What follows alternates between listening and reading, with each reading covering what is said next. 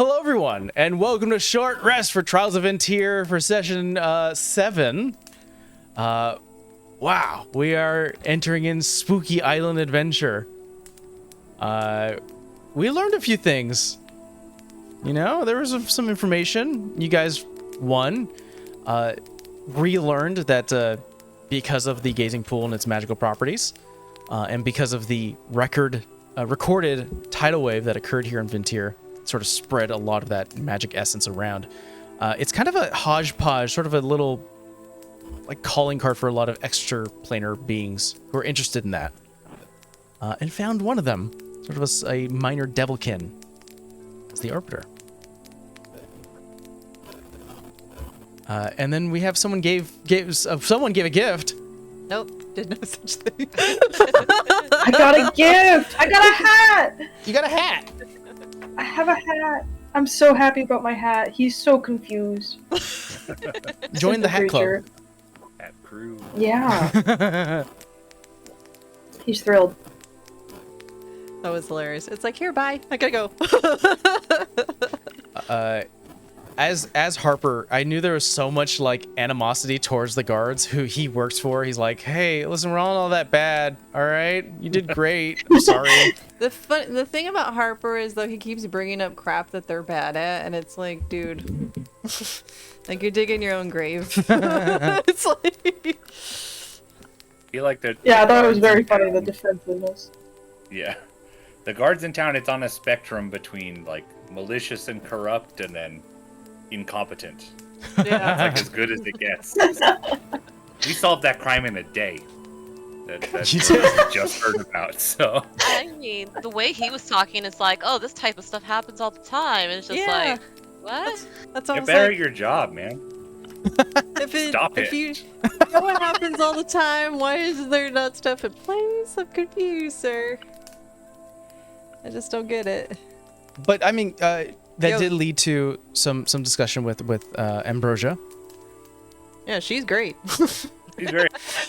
Her and Every Izzy, conversation both with of her so far has paid off big time. So Mm-hmm. we walked in there and we got 400 gold and a lead on 4,000. Every conversation needs to be like that. Well, God for is one, like- you saved her life. She's like, I kind of owe you, and she does deal in like a lot of high-priced artifacts. And she was like, I got the gold to spare, and plus, my life is worth something. So here you go. All right, I like, don't think she realized she's setting expectations very high now. yeah. I want to put my Outlander feet to use, Mike. I want to run this whole thing. And then I will bring information back to Legati.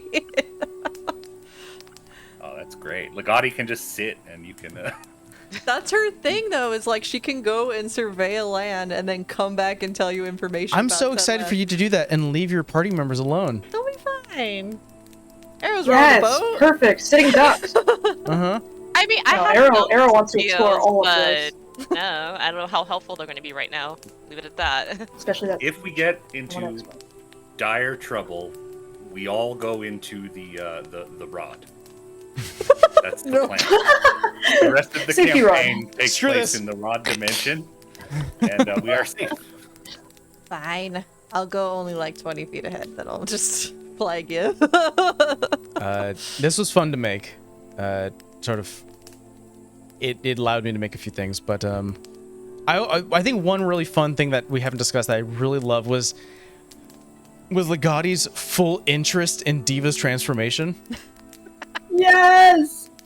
He had a I list was of not expecting questions you to he say wanted like, ask. oh yeah, I have to change, and then when you're asking me questions, I'm all like, what? Yeah, because you know Legati's all about the Salal, which is the true nature of reality being nothing but constant change, and seeing that happen with Diva he has a lot of questions about that because he wants to learn more about the Salal and how it is expressed. So yeah, he's definitely going to be paying attention and asking you more about it. See, knowing that and the fact that you haven't brought up the Salah at all, I think it's hilarious. I mean, he's mentioned it in passing a couple Yeah. of times, Mhm. but he knows enough to know that jumping into the deep end, people stop wanting to talk to him. So he talks about a lot of its effects and its manifestations. Basically, a lot of what he says is because of the truth. Like the stuff about puppets, right? We're all just puppets being pulled by, the black tides of the Salal, which is the true nature of reality. We're not, and then he goes on and on like that. That's his deal. No, it's just the reason I've seen it interesting just because it's all like, yeah, it was my Rakdos gift. I only make one transformation, but when you ask half, I'm just like, if I was going to lean into the whole idea of Rakdos, it's like you do everything fully, pleasureful, things like that. It's like, why would you only do half? Mm-hmm. Yeah, different perspectives on it. Yeah. I'm sure this conversation will come up, and I can't wait for it to happen in game. But you also learned about the Forward Guard, which is an adventuring group native to here in the kingdom, who reportedly killed a dragon. Mike, he has your dice. I know he did. I gave it to him. And the only person who is actually from the kingdom who would probably know a little bit more about that was fully asleep. I'm going to bed. I respect it. The guy ate a bean and went the hell to sleep. He was like, "That's good. Good night." Like, nope, I'm good. Legati has a pretty good survival skill and has done a lot of traveling. And one thing he learned is that if you are in a safe place, take advantage of it and get your rest and have your food then. Yeah. Right. That's especially a guy like him who is not the strongest guy. If you want to take advantage of safe places to rest when you can, and he did, and he just napped in his technically 2-person tent, but Legati likes to stretch out. So you weren't going to invite us into Legati? Legati felt like it would have been awkward. He doesn't know any of you that well. He doesn't know you enough. Transparency, if it was going to rain, already in my head, I would say I was going to crash your tent. Yeah. It's because of the boundaries. I don't care. It's raining. But look, we had nice people that shared their space with us. Yeah, it all worked out. Yes. Speaking of, did we get the names of all of those people? I know we have, was it Kaya or Kaya?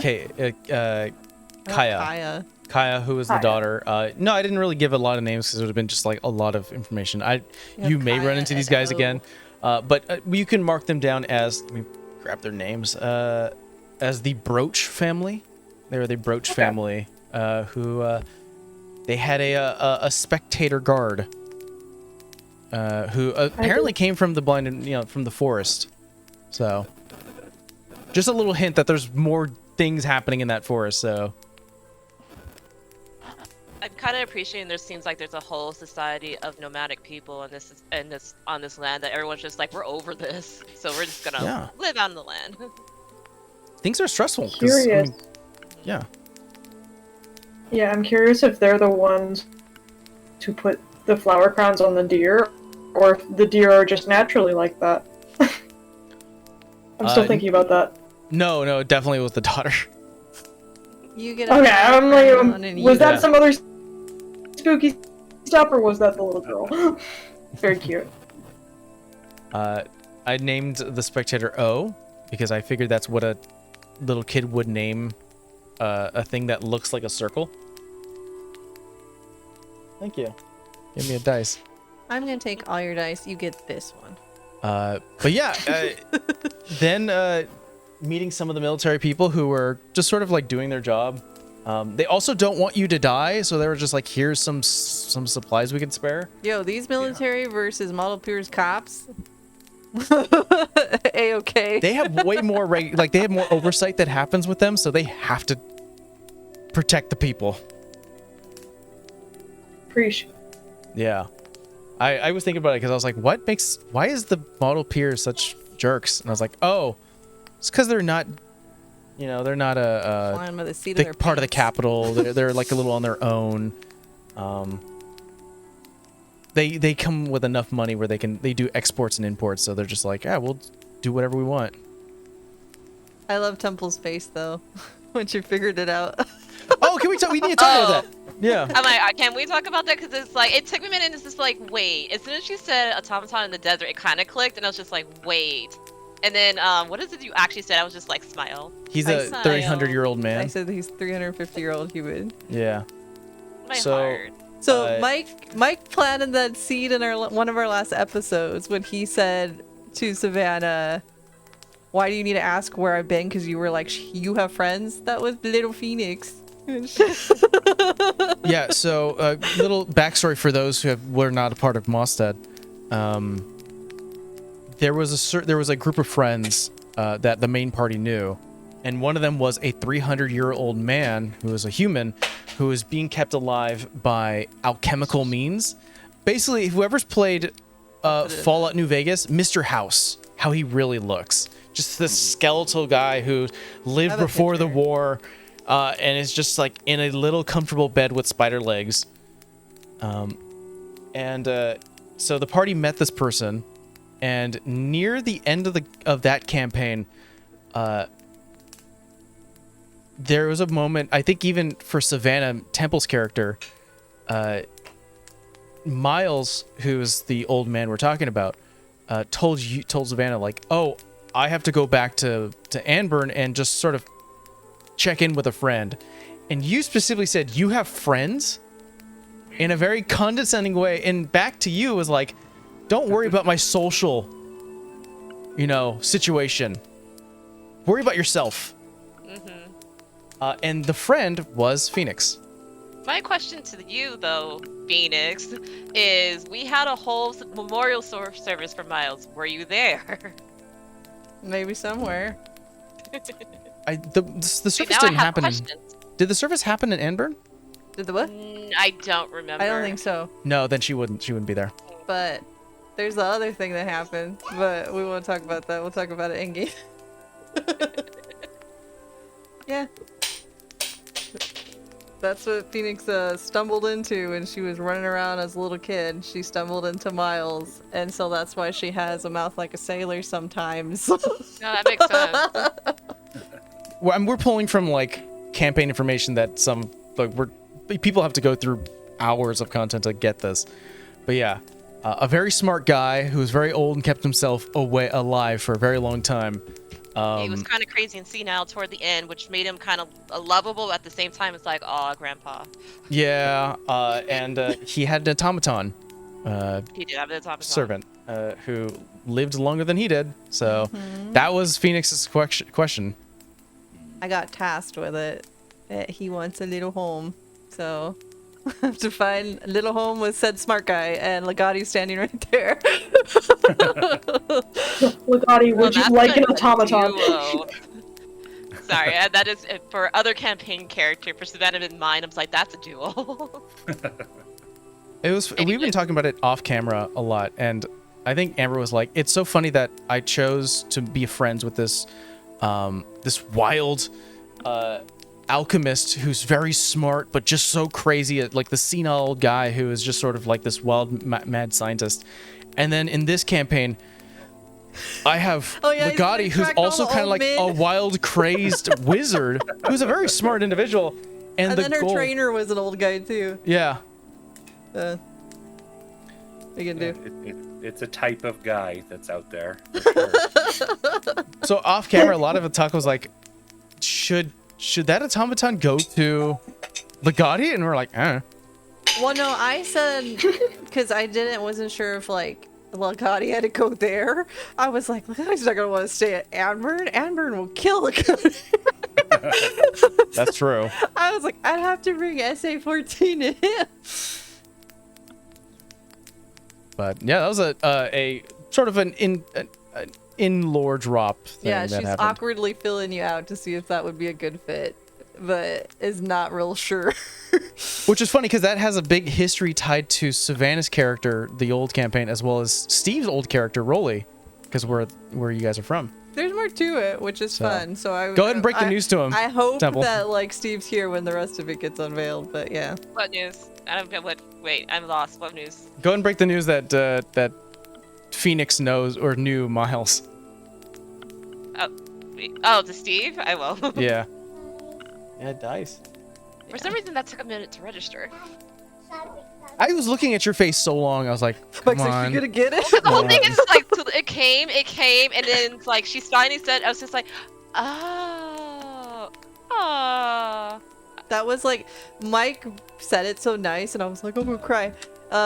He was like, because again, she's kind of outcast. You already know Anburn's history as Savannah. And he was like, I think Miles would tell Phoenix, you're just a Genasi. It's fine, like, to see you as a person and not a thing. So that's why she likes. Because he didn't care. He's Yeah, the he old didn't person. care. I don't care. You're crazy, but like you treat me like a normal person. Are you racist? I'm angry at everyone. I'm so tired and old. I always took it as if I you're hate engaging indiscriminately. and nice, you're fine. Yeah. Also, really funny thing about the Lone Guard, it was heavily inspired, and we'll start to experience a little bit more of it, just by the style. The Sinking City. That really bad Cthulhu game that just was not that good. Just the aesthetics of like a half-sunken city was sort of the aesthetics that you're running into. This kind of reminds me of in-game though, Mike, when we were out there in the desert and those things were like buildings just falling apart. Mm-hmm. Like that also reminds me of this. Yeah, instead of at the end, it's in the beginning. Less deserts. Any other questions that come across your minds before we call it a short rest? I am going to crack you, Phoenix. I'm going to figure out how to make you my friend. Not in the way you want to do. She'll be your friend. You don't know that. It's like, nope. Give it time. Well, thank you so much for joining us for Trials of VinTear Session 7 for our little short rest here. We'll see you guys next time. Bye.